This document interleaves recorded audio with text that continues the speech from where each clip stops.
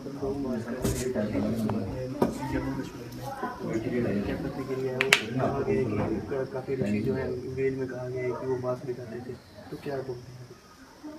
जी, जो पार्टी दी गई है वो तो अगर उन्होंने इस माहौल में ना दी होती तो अच्छा था।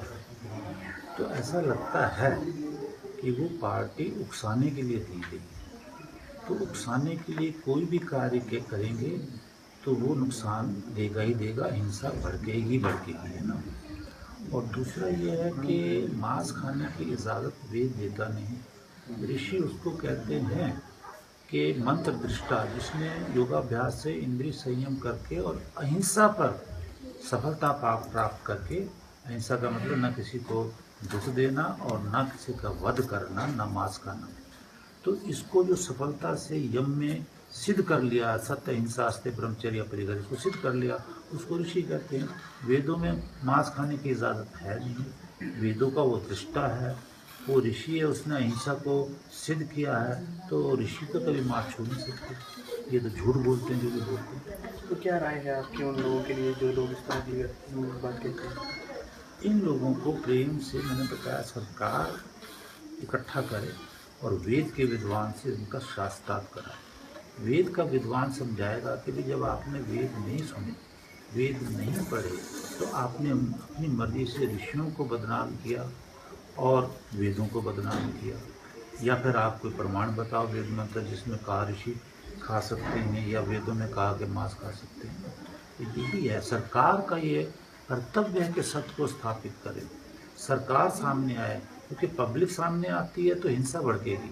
सरकार सामने आए और प्रेम से तर्क वितर्क करे। बिल्कुल, देखने में ये भी मिला है कि शिक्षा नहीं मिल पाती है वेद की, जिस कारण जो है वेद का ज्ञान लोगों को नहीं है। क्या स्कूल के स्तर पर जो है वेद की शिक्षा होनी चाहिए?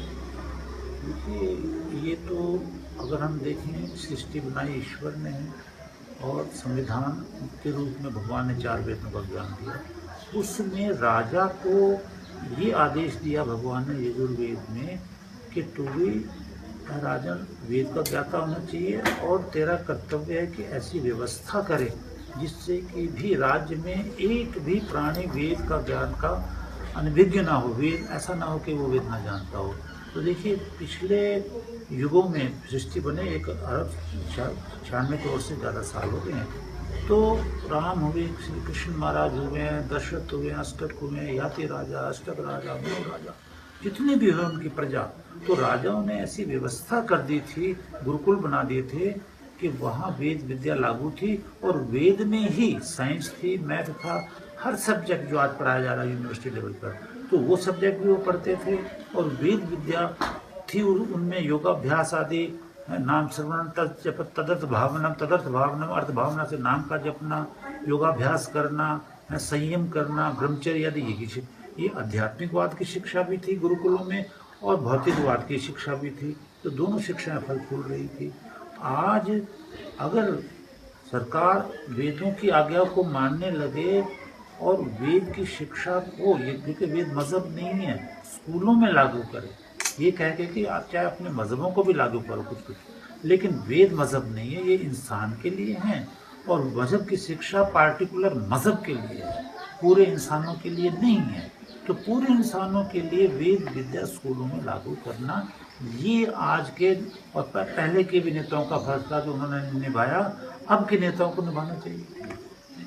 अगर शांति चाहिए, राष्ट्र सुदृढ़ चाहिए पहले की तरह, एक भी युद्ध नहीं चाहिए विश्व में, तो विश्व में वेद का ज्ञान होना चाहिए। ठीक है, धन्यवाद।